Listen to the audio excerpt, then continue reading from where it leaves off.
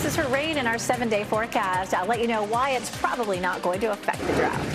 Challenging voter eligibility. Elections officials are working to decide who can vote in the state of North Carolina. The measures they're considering to prevent voter fraud. Drought conditions. Wake County residents are facing water restrictions for the first time in 2 decades. When the restrictions begin and what you need to do to avoid a violation. WRAL News at 8 on Fox 50 starts in about 30 seconds. At Leith Honda in Raleigh and Auto Park Honda in Cary, we make your buying process easy. And with every new car purchase, you'll enjoy complimentary oil changes and exceptional service. It's no wonder we've earned so many 5-star reviews. You'll also get peace of mind pricing with every used vehicle, and if it's not the perfect fit, no problem. Bring it back within 3 days for an easy exchange. Visit our showroom at Auto Park Honda in Cary or Leith Honda in Raleigh. It's easier here. Your number one source for local news. This is WRAL, coverage you can count on. Good morning, everyone. We have some hazy sunshine out there. Going to be another hot one with temperatures way above normal. I'm Renee Chu. And I'm Ken Smith. With all that in mind, let's go ahead and get right over to meteorologist Elizabeth Gardner in the Severe Weather Center, just tracking it all for us. We do have some high thin cloud cover out there right now. That's not going to help to keep us any cooler. We saw the same thing yesterday. It's all about the wind direction. The southwesterly wind there at 13 miles per hour keeps pushing that warmth in. So we're starting here at 68 right now in the Triangle, 67 in Southern Pines, 66 in Rocky Mountain, 63 in Roxborough. Another hot one, we hit 92 yesterday, which broke the previous record, looking at low 90s again for this afternoon. Now today stays dry, but finally tomorrow there'll be a weak front that approaches us. It'll bring a few people a quick shot at some rain, but it'll likely not be any more than, say, 1/10 of an inch. We have another chance on Sunday. It'll definitely drop our temperatures, but I'll show you why it may not bring us much rain. Ken? Happening now in the WRAL Live Center, Traffic Center. Let's check that southern loop of the Beltline. You got I-40 near the Lake Wheeler Road entrance ramp. You can see those bumper-to-bumper traffic. The westbound lanes moving away from us. So right now you're looking at an 8-minute delay. And keep in mind that southern loop of the Beltline covers I-40, 440 interchange in Southeast Raleigh over to US 1 there in Cary. Again, you're looking at an 8-minute delay. No delays if you're coming in from the Garner-Johnston County area between Highway 36 and the Beltline. So that's really good news to report. The northern loop of the Beltline, traffic's actually flowing a lot better. I-440 and Ridge Road. So depending on where you're coming from this morning, you might want to just take that northern loop of the Beltline in terms of depending on where you're headed, because right now you're looking at an 11-minute delay, but most of that delay is between the I-87 440 interchange to Capitol Boulevard, and then it's relatively pretty smooth sailing all the way over to I-40. You're getting ready to head into the car. Tune us in on the radio, 101.5 HD3. Ken, thank you. New information on a Raleigh shooting this morning involving a juvenile. Police say the young person shot themselves in the leg early this morning. This happened just before 12:30 this morning at the Litchford 315 apartments. That person is expected to be okay. Breaking news, fire crews are investigating what started an apartment fire in Carborough. This is video from the WRAL Breaking News Tracker at the Ashbrook apartment complex on Jones Ferry Road. The Carborough Fire Department says they were called out there around 2 this morning and found heavy smoke when they got there. We are still trying to find out if there were any injuries. Also new this morning, crews from across Cumberland County responded to an overnight silo fire. This was at the Cargill Ag Soybean Crush Facility on River Road near Fayetteville. Crews there say a fire broke out at the 6-story silo around 10 p.m. They say it started because of a mechanical issue with the conveyor that takes soybeans to the top of the silo. Nobody was hurt responding to the fire. For the first time in nearly 2 decades, Wake County residents are facing water restrictions. Raleigh city leaders say water levels at Falls Lake triggered the restrictions. So this is unusual, and this is why we're taking this step now. We're trying to be preemptive in case this intensifies later in the year. So here's what you need to know. Starting Monday, Raleigh water customers will only be allowed to use sprinklers between midnight and 10 a.m. Homes with odd-numbered addresses can water on Tuesday. Homes with even-number addresses can water on Wednesday. Violators will first be given a warning. After that, fines start at $50 and increase from there. The early heat wave is putting a strain on the dozens of strawberry farms now open in the Triangle. WRAL's Adley Calabar is at Page Farms in Wake County right now. And Allie, farmers say the strawberry season may be shorter this year. Are you going on a tour of the strawberry patch? Yeah, we're actually on our way to check out the pond levels here. We know that the heat is causing the strawberries to ripen sooner. They're needing more water to keep those strawberries cool, and so we're going to check out the pond levels. That's their main source of water. Now, farmers say that they're using a lot more water to keep those strawberries cool.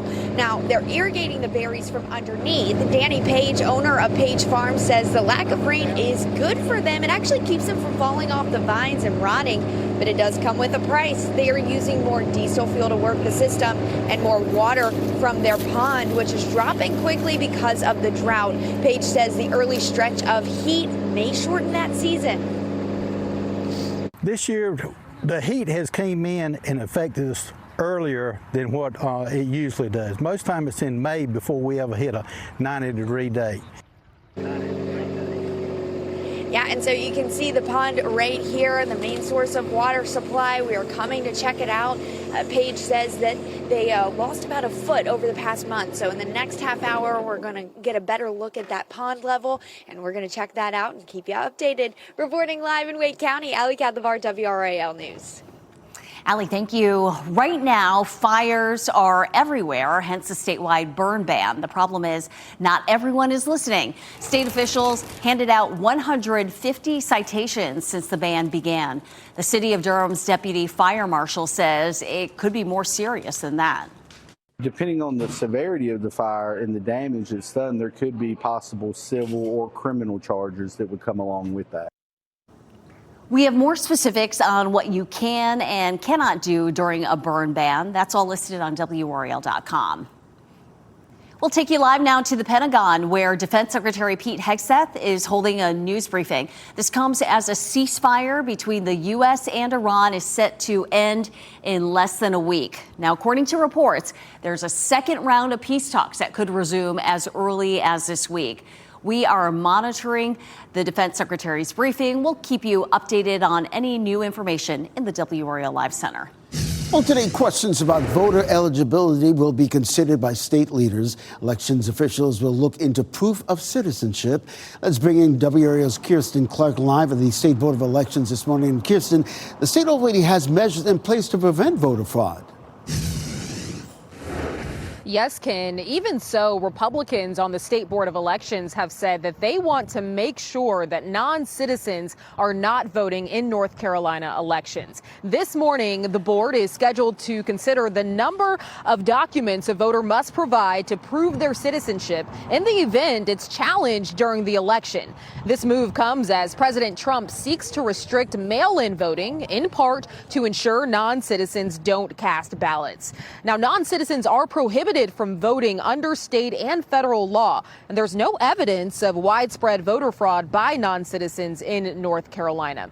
So the board is also expected to discuss rules for voting sites, absentee votes, and more. And of course, our NC Capitol team will be covering that meeting, which starts in about 2 hours here at 10 o'clock this morning. You can find updates on WRAL.com. Live in Raleigh, Kirsten Clark, WRAL News. And this morning, we are working to learn more after a man was hit and killed by a train in Raleigh. This happened on the train tracks near I-40 and Gardner Road around 8 o'clock last night. The Amtrak passenger train that hit the person was more than 3 hours late arriving to Cary because it was stopped for the investigation.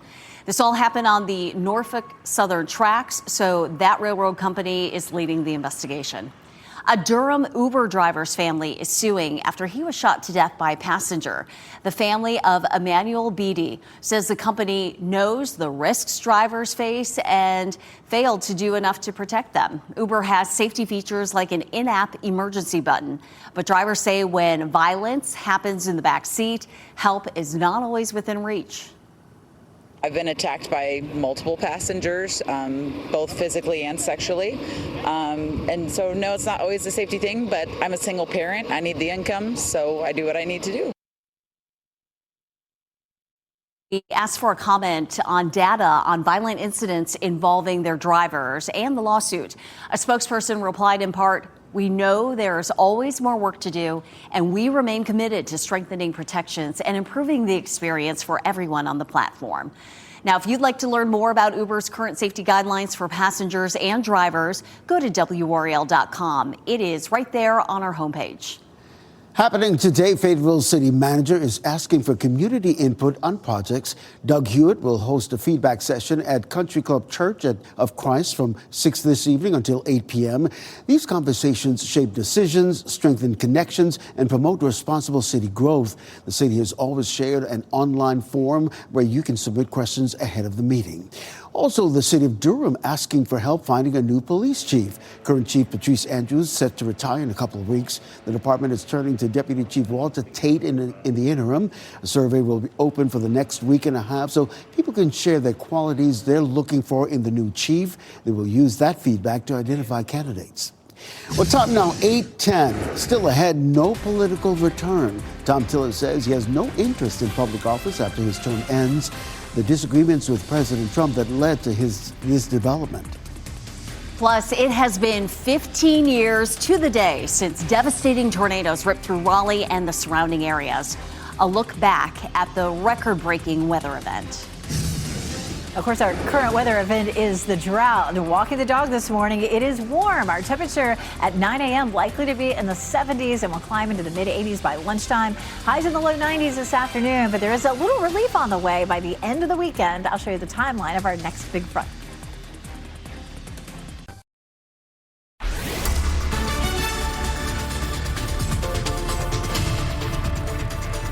8:14, taking a live look at Apex this morning. Looking very nice. You can see blue sky here over downtown. It's a little hazy out there. We have some high, thin cloud cover. That's really not going to affect our weather at all. Today stays dry and hot. Temperatures are warm right now. 68 in Raleigh, 66 in Wilson, 65 degrees in Goldsboro. So probably don't even need a jacket heading out the door. At lunchtime, 83, and that'll be on the warm side. But in the shade, if you're going to be eating your lunch outside, it should be just fine. After school practices will be hot, but they won't feel like June after school practices because it's just not as humid. Still, we could hit 91 degrees by 4 o'clock. We stay dry today, but coming up, I'll talk more about two fronts that could bring us chances of rain this week. Ken? Weather and traffic every 10 minutes. Boy, that southern loop of the Beltline, you can see traffic really picking up there on I-40 and Lake Wheeler Road. These are the westbound lanes moving away from us. And this is the kind of congestion that we see this time of the morning. But really and truly, you're only looking at a 6-minute delay there on that southern loop of the Beltline. So just give yourself some extra time this morning, if you will. No delays whatsoever if you're coming in from Garner, Johnston County between Highway 36 and the Beltline at this hour. Ken, thank you so much.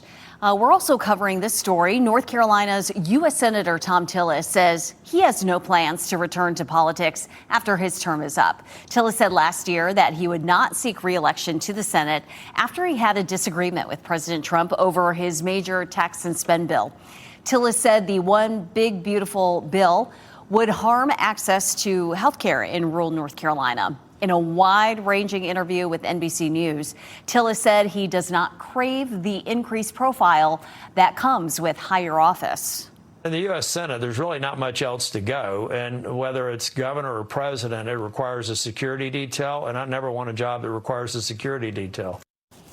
Tillis has been openly critical of the Trump administration. Speaking about the president's recent criticism of Pope Leo, Tillis warned of distractions ahead of the midterm elections. Well, today, the Wake County Register of Deeds will host its annual one-day passport fair. It starts around 8:30 this morning at the Wake County Commons building, just a few minutes, as a matter of fact. All applicants should be in line by 2:30 this afternoon to be seen. The fair is open to the public. If you need to renew your passport, you can do so online at travel.state.gov. Online safety was the topic of conversation for high school students and parents at Jordan High School in Durham.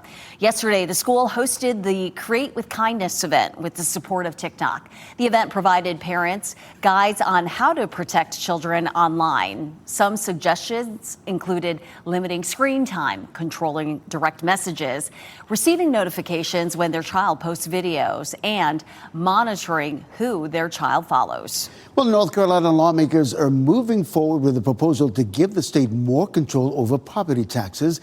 Yesterday, a House committee advanced a plan that would cap how much counties can raise your property taxes. Some Democrats pushed back against the Republican proposal, warning the change could limit flexibility on property tax policy. The amendment would still need approval from both chambers by a supermajority. If it passes, voters could decide on the ballot perhaps as soon as November. Leaders in fast-growing Harnett County are also eyeing changes to property taxes. This week, a county commissioner proposed taxing residents on the value of their property when it was purchased, rather than what it was assessed at during reevaluation. Commissioners are now asking state lawmakers to pass a bill that would allow county leaders to explore the idea. This comes as people are facing soaring property values after a recent assessment. Last year, my total tax valuation was $40,000, and this year it's almost $120,000. So in effect, it went up 300%. Critics say the move could hurt new residents. Some commissioners raised concerns about how the change would impact Harnett County's tax revenue. Well, today marks 15 years a round of tornadoes came through North Carolina. That's the largest one-day total on record in our state. Some of the tornadoes hit highly populated areas like Raleigh. 24 people were killed in North Carolina, including 4 children in a Raleigh mobile home park. More than $328 million in damage was assessed across our state. With it being such a dry start to spring and the first part of the year, we would need a significant amount of rain within the next month to end our drought. Meteorologist Grant Skinner joining us now. And Grant, this has been the driest start to the year on record for the Triangle. I've only seen 6.06 inches of rain, which is 6 inches below what we have normally seen at this time of the year based on climatology. And you look at these kind of details from the Weather Service. Third driest start to the spring at RDU, only 1.71 inches of rain. That's about 4 inches below normal. And the 6th driest in Fayetteville. So we need a lot of rain to help break the severe drought that we have across much of our area, and an extreme drought for our northeastern spots. Looking at the numbers, around 8 to 10 inches of rain needed for the majority of our area. Look at areas back towards Moore County and through Charlotte, around 12.5 inches. And you can see towards the southern mountains, 13.5 inches of rain to help break the drought within a 1-month time period. So we need a lot of rain in a short period of time. Look at the percentages, the chances for our drought to be busted.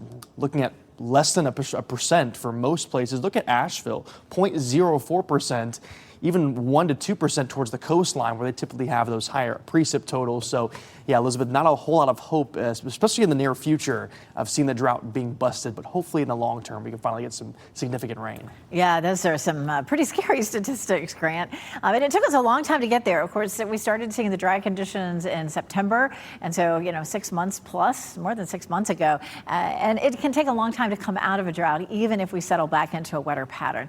Chapel Hill is looking nice this morning as we take a look from Top of the Hill Restaurant. We have some high, thin cloud cover, but sunshine peeking through. A southwest wind at 13 is helping to keep the warm air moving in. 68 is our temperature in the Triangle. Here's a look at our next system. This is going to come through Friday. We've been looking at this kind of all week, and it just looked like it was really going to weaken and not bring us any rain. But the newer runs of the models show just a brief shower for us. Temperatures will still be close to 90. This one is not going to drop our temperatures. We'll kick things off at 5 o'clock tomorrow morning. Once we get closer to lunchtime, you can see how just a few of us see a quick shower. That continues up until around the middle of the afternoon. So very little rain in the forecast for tomorrow, but worth showing. Here's a look at what's happening with that front right now. It had a more significant band of rain with it earlier, but it's weakening even as it moves across the Mississippi Valley. Then we have another one behind it. So this one moves through with a small chance for rain. This is a look at Sunday's front, also looking much more significant back to the west. It moves through here mid to late afternoon,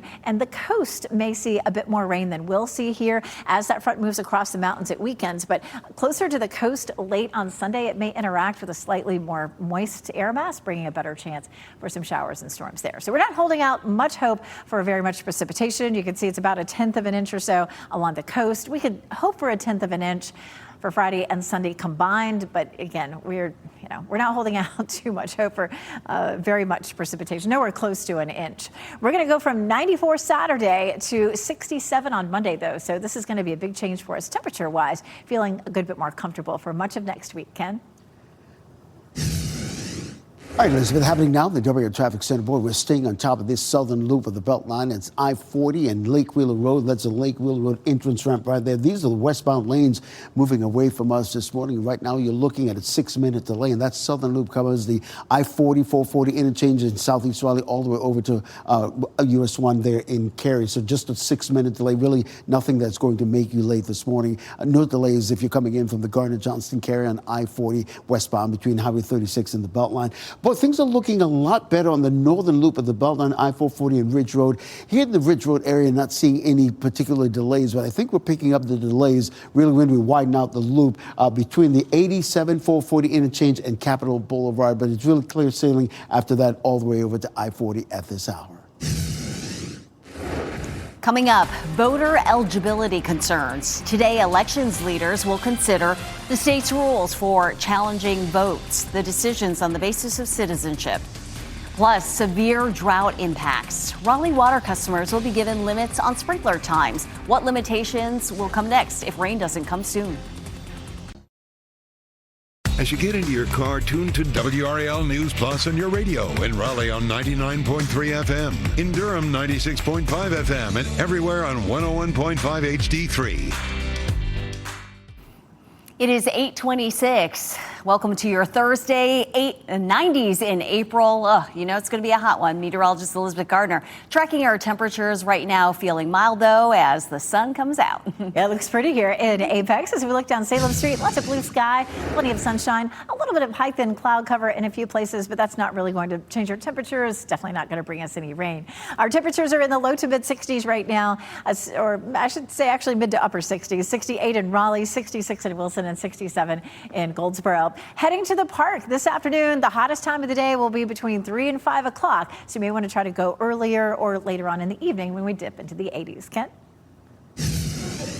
Morning commute at this hour. Right now we're looking at I-40 Lake Wheeler Road, the bumper-to-bumper traffic that we see this time of the morning. Those are the westbound lanes moving away from us this morning. But really and truly, you're just looking at a 6-minute delay there in that southern loop of the Beltline, because once you get past the Gorman Street exit, I think it's clear sailing all the way to I-40 I-40 westbound this morning. So if you're navigating I-40 westbound coming in from the Gardner-Johnston County area, no delays between Highway 36 and the Beltline. Fire crews are investigating what started this apartment fire in Carborough. The flames started around 2 this morning at the Ashbrook apartment complex on Jones Ferry Road. We are trying to find out if there were any injuries. Crews from across Cumberland County responded to an overnight silo fire. This happened at the Cargill Ag Soybean Crush facility on River Road near Fayetteville. Crews on scene say a fire broke out at the 6-story silo around 10 p.m. Nobody was hurt responding to the fire. Next on Fox 50, election officials will look into proof of citizenship for voters today. 2 chances for rain in our 7-day forecast. I'll let you know why it's probably not going to affect the drought. Challenging voter eligibility. Elections officials are working to decide who can vote in the state of North Carolina. The measures they're considering to prevent voter fraud. Drought conditions. Wake County residents are facing water restrictions for the first time in 2 decades. When the restrictions begin and what you need to do to avoid a violation. Lots to get to here in this half hour. Thank you so much for joining us. I'm Ken Smith. And I'm Renee Chu. Great to have you with us. We are going to be on track for another near record or record-breaking day. Let's get to meteorologist Elizabeth Gardner and a nice shot of the DBAP where they're getting ready to play ball. Yeah, they have a homestand here at the Durham Bulls. The one thing that's different about, going to a Bulls game in July is even though it's hot right now, we don't have the same humidity. So it doesn't feel as bad. If you find yourself a shady spot over on the first baseline, it's going to be a pretty comfortable evening. We have some high thin clouds here in Durham right now. A southwest wind at 13 is helping to keep that warm air flowing into our region, and it's 68 as you're heading out the door. 66 in Roxborough, 67 Goldsboro, and in Southern Pines. So we're seeing a slow warm up, but we will climb into the low 80s by lunchtime and hit 91 this afternoon. So we could end up tying the record high for today. We broke the record yesterday when we hit 92. We have some relief in sight as we get into the second half of the weekend in terms of temperature, but there's not much rain in our forecast. This is a look at a weak front that comes in tomorrow. A few of us could see a sprinkle. We'll talk about how much rain we could see in the next several days. Again, of course, it's not very much. All right, Elizabeth, happening now in the WRAL Traffic Center. Here's what we're looking at. This is I-40 and Lake Wheeler Road. We're looking at the southern loop of the Beltline, and this is what the situation that you've been seeing all morning long in terms of the Beltline. These are the westbound lanes moving away from us. And I just checked the sensors a little while ago, and you're looking at maybe like a 6-minute delay, but this is really indicative of what we've been seeing all morning there on that southern loop of the Beltline. The northern loop of the Beltline, I just checked that as well, and we're seeing a little bit of a delay between 440 and the 87 interchange to Capitol Boulevard, and then it's clear sailing. Right now, you're looking at maybe an 8 to 10 minute delay on that northern loop of the Beltline. But basically, we're not picking up any major delays on any of the major routes heading into the Raleigh-Wake County area. I'll have another update coming up in less than 10 minutes. We're following breaking news. Fire crews are investigating what started an apartment fire in Carrboro. This is video from the WRAL Breaking News Tracker at the Ashbrook apartment complex on Jones Ferry Road. The Carrboro Fire Department says they were called out there around 2 this morning. They saw heavy smoke when they got there. We are working to find out if there were any injuries from this. New information on a Raleigh shooting this morning involving a juvenile. Police say the young person accidentally shot themselves in the leg early this morning. It happened just before 12:30 a.m. at the Litchford 315 apartments. We're told the juvenile is expected to be okay. Looking ahead, be prepared to use less of your water if you use Raleigh City Water come next week. Yeah, water restrictions go into effect Monday for thousands of Wake County residents for the first time in nearly 20 years. This comes as water supply levels drop and our drought intensifies. Here's what you need to know. Restrictions will go into effect Monday. Raleigh water customers will only be allowed to use sprinklers between midnight and 10 a.m. Homes with odd addresses can water Tuesdays and even-numbered addresses on Wednesdays. Those who violate the restrictions will be given a warning the first time. After that, fines start at $50 and increase with each offense. Well, WRAL covered the code enforcement extensively in 2007.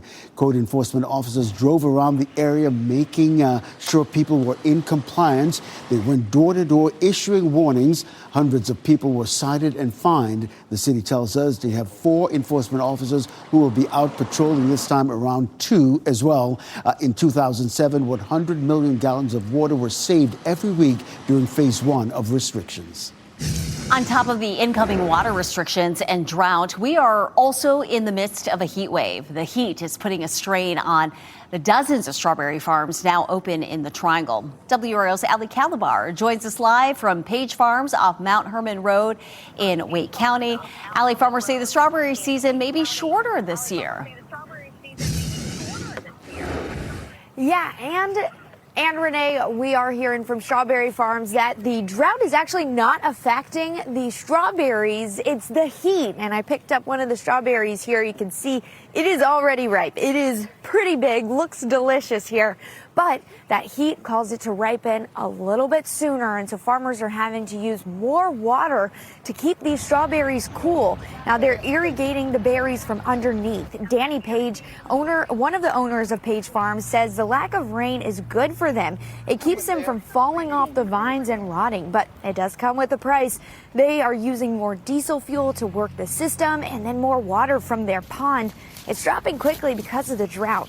Page says the early stretch of heat may shorten their season. It'll cut the blooms, make them short for the season. So the season might not go quite as long. That's the reason we're going to be irrigating underneath, try to keep moisture to the plant and try to cool that plastic some. Page says the time is now to come pick the strawberries as they're looking like this.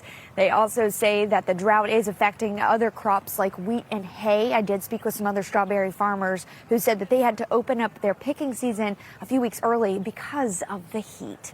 Reporting live in Wake County, Ali Calabar, WRAL News. Happening today, North Carolina election leaders will review the state's rules for challenging voters' eligibility. WRAL's Kirsten Clark shares more on how the state already has measures in place to prevent voter fraud. Republicans on the State Board of Elections have said that they want to make sure that non-citizens are not voting in North Carolina's elections. This morning, the board is scheduled to consider the number of documents a voter must provide to prove their citizenship in the event it is challenged during the election. The move comes as President Trump seeks to restrict mail-in voting, in part to ensure non-citizens don't cast ballots. Now, non-citizens are prohibited from voting under state and federal law. And WRAL state government reporter Paul Spey says there's no evidence of widespread voter fraud by non-citizens in North Carolina. That is rare. It does not happen at a grand scale. If you are a non-citizen in North Carolina, you are not allowed to participate in our elections. Still, these Republican board members who have a majority on the board have said they don't want any of those ballots to slip through the crack. The board is also expected to discuss rules for voting sites, absentee voting, and more. Of course, our NC Capitol team will be covering that meeting, which starts here at 10 o'clock this morning. You can find updates on WRAL.com. In Raleigh, Kirsten Clark, WRAL News. This morning, state lawmakers are also pushing for accountability on Medicaid fraud. Attorney General Jeff Jackson and the state's top health official, Dev Sangvi, will testify under oath to the legislature today. Lawmakers want answers on what the state has been doing to catch fraud in the multi-billion-dollar Medicaid program. It involves more than 1,000 health care providers, treating more than 3 million North Carolinians. WRAL state government reporter Will Doran says state lawmakers worry the fraud is going unnoticed. They fear that fraud has been going undetected, state officials aren't catching as much, and that has contributed to some of these cost overruns. Jackson and the DHHS secretary are expected to tell lawmakers North Carolina is among the top states nationally in catching Medicaid fraud and getting the money paid back. Some state lawmakers remain skeptical. You can follow along with our coverage today on air and online at WRAL.com. I'm Laura Levine here in the WRAL Live Center right now. We've been listening into this press conference here inside the Pentagon with Defense Secretary Pete Hegseth along with Dan Kane. Right now, they are taking questions, I should say, from inside the Pentagon with the media. But Defense Secretary Pete Hegseth, he opened up this briefing simply saying that we are watching you, that warning to Iran. He said that we are locked and loaded. We'd rather not have to do it, but we're ready to go at command of our president and at the push of a button. He said that the blockade of Iranian ports and coastal areas was, quote, the polite way that this can go. He also told reporters Iran is moving around its assets, but it's unable to replenish its military power almost 7 weeks into the war. He also said the U.S. Navy is employing less than 10% of America's naval power to enforce the blockade against Iran during this briefing. He says the math is clear. We are using 10% of the world's most powerful Navy, and you have 0% of your Navy. So we're going to continue to listen into the questions that's being asked right now as we're following the latest developments on the war in Iran here in the live. And every day we've been tracking gas prices for you locally. According to new data from AAA, the average for a gallon of gas in Raleigh dropped another 2 cents to $3.86 a gallon. Nash County is seeing the lowest average in our area, $3.73 a gallon. Warren County, you have the highest at $3.99 a gallon. Goldsboro police say a man is in custody after shooting a woman, barricading himself inside her home and causing a house fire. Sky 5 was over that home on Shelley Drive, I should say. The woman is in the hospital. She's expected to survive. The person responsible, who has not been named, could face attempted murder and arson charges. Today, the man accused of setting a woman on fire in Sampson County will go before a judge. 29-year-old Frankie Faircloth is facing charges such as first-degree arson, attempted murder, and first-degree burglary. Now, on Monday, deputies responded to a home on Pine Street where they found a woman suffering from burns on 2/3 of her body. Faircloth was found near a wooded area behind a home on Butler Island Road. Neighbors say that sirens and the flashing lights from authorities were a shock to the close-knit community. Coming up, vendors in limbo. Painted Tree Boutiques announces it's going out of business. The questions we are asking about what prompted the closure and what's next for those losing income because of it. Also, paying for a subscription you don't want?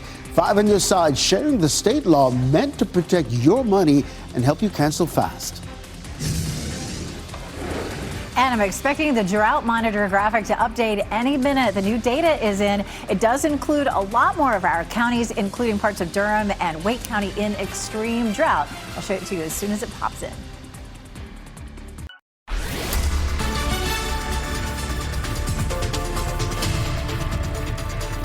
It's 8:44, and Thursday is the day that the drought monitor is released, and the information has come in some places, but not everywhere. But I was able to take a look at it. Right here, red is extreme drought. That's from Rocky Mount up toward Roanoke Rapids. The new map shows almost all of our northern counties under extreme drought, as well as all of Durham County and part of Wake County. So we'll have that map for you as soon as it comes in. We'll widen out the view a little bit, and you can see how much extreme drought we already had as of last week. So we had a stretch from just east of Charlotte up toward Boone and from Asheville back to the west. So it is just expanding. Because of this, because of the dry conditions and the breezy conditions, we continue to have a burn ban. That burn ban is in effect until further notice, and that includes, the weekend. It may be weeks or maybe even months that it's in place. Coming up, we're going to talk about a small chance for rain in the next couple of days. Ken? Elizabeth, we're still seeing that heavy congestion on that southern loop of the Beltline. We're talking about I-40 near the Lake Wheeler Road entrance ramp. You can see the bumper-to-bumper traffic in those westbound lanes moving away from us this morning. And really and truly, you're just picking up a 6-minute delay, and it just dropped to 3 minutes, so things are getting better. I think once you get past the Gorman Street exit, it's clear sailing all the way towards Cary and then beyond. Another update in less than 10 minutes. Ken, thank you. Paying for a subscription you don't want? You may have more power than you think. 5 on your side's Keely Arthur explains what you need to do to cancel it once and for all.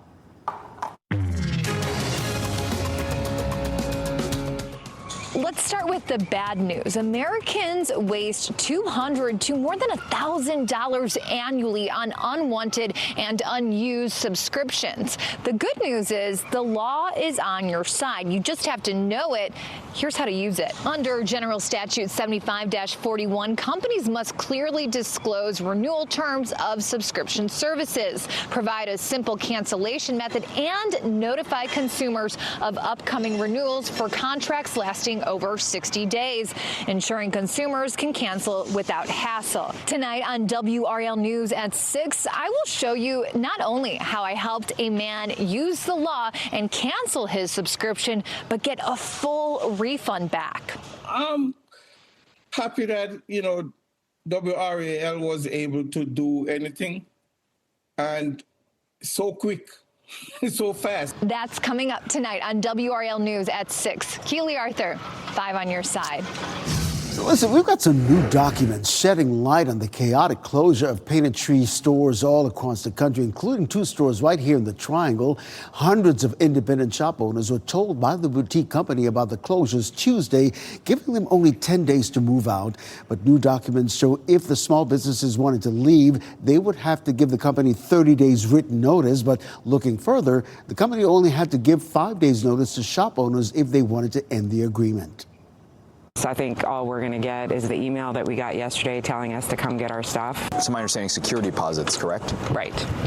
Yeah, they have not communicated, and it's highly unlikely that they will.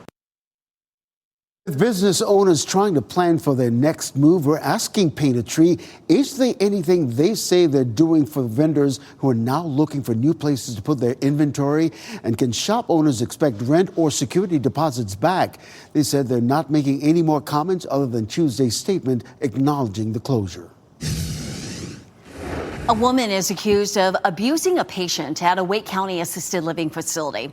Queen Jordan is facing felony abuse and neglect. It involved a patient at One Choice Family Care in Fuquay-Varina. Jordan is accused of removing a patient from the facility without authorization and leaving them unsupervised. She's also accused of not providing adequate care, resulting in severe wounds. Prosecutors have dropped the charges against a man connected to a stabbing in downtown Raleigh. The Wake County DA's office says video shows Frank Lalick acted in self-defense. This all happened on Fayetteville Street over the weekend. 6 people were hurt, including Lalick. He initially faced charges for assault with a deadly weapon. At his first court appearance, his defense team argued self-defense, and prosecutors agreed and dropped the charges. Well, concerts at the Redhead Amphitheater start this week and will run until October. The city is building a new venue. This Sky 5 video shows construction near Lenore and South Streets. You can see they've cleared the section south of the old amphitheater. The new one is going to increase capacity from just under 6,000 people to 6,500. One park in Raleigh is growing. Raleigh City Council putting $350,000 toward a project at Forest Ridge Park. It'll be used to add more miles to the mountain bike trail. Construction is set to be done in about 2 years. Happening today, Utley Creek Water Reclamation Facility is expanding. The groundbreaking is happening later this afternoon at 3 o'clock at the facility along Treatment Plant Road in Holly Springs. The expansion comes as the population and businesses continue to grow in the area. Online safety was a topic of conversation for students and parents at Jordan High School in Durham. Yesterday, the school hosted the Create with Kindness event with the support of TikTok. The event gave parents guides on how to protect their children online. Some suggestions included limiting screen time, controlling direct messages, and receiving notifications when their child posts videos, and monitoring who their child follows. The Charlotte Hornets are one win away from the playoffs, and now they know they will who they will need to beat to get into the playoffs. Charlotte will head to Orlando tomorrow night to take on the Magic. Orlando is fighting to stay alive after losing to the Philadelphia 76ers last night. Tomorrow night's game, the tip-off is set for 7:30. It is 8:51, and we just got a new drought outlook, Elizabeth. We did. And of course, sometimes it takes a little time for that to update in our system. And so this map is last week's, but it will allow me to sort of explain what's going on. So the red here is extreme drought. We've been under severe drought, which is the orange, for several weeks now. And just in the last couple of weeks, we've been under extreme drought in some of our northeastern counties. When you see the new update, it includes Warren County, Vance County, most of Granville County, a little bit of Person County, almost all of Durham County, and part of Wake County. So that's a significant expansion of our extreme drought. And of course, the city of Raleigh has now enacted water restrictions starting on Monday. Of course, we had some other pockets still due of extreme drought in other parts of the state, here around the foothills and the Piedmont, and then from the mountains, say Asheville, south and west. So burn ban is in effect until further notice, and further notice could be weeks, it could be months. We just don't really see a break in our very dry pattern. We started to see drier than normal conditions as early as last September. We saw a little improvement around December, but we just haven't really been able to recover, and it may be quite some time. It's going to be a hot afternoon. This is a live look at Dix Park. This is the Gibson Play Plaza. It looks pretty quiet there at this hour, but it's currently pretty comfortable outside, 68 degrees. We have a southwest wind at 13. Temperature 68 in Cary, 69 in Garner, and 68 in Wake Forest. But we should climb into the low 90s again. We broke the record high yesterday at 92, and we're going to be really warm again, close to records for the next couple of days. And then 95 is the record on Saturday. We'll be close to that at 94. We do see a front that comes through, one tomorrow, that'll bring us a slight chance of a shower around midday. And then Sunday in the afternoon and evening, there could be a few isolated storms. Not likely to see very much rain out of either of those fronts, but Sunday's front delivers much cooler temperatures to start next week. We're in the 60s for highs on Monday. Thanks, Elizabeth. Before we go to break, here's a look at your winning North Carolina Education Lottery numbers. We will be giving you another check on weather and traffic next.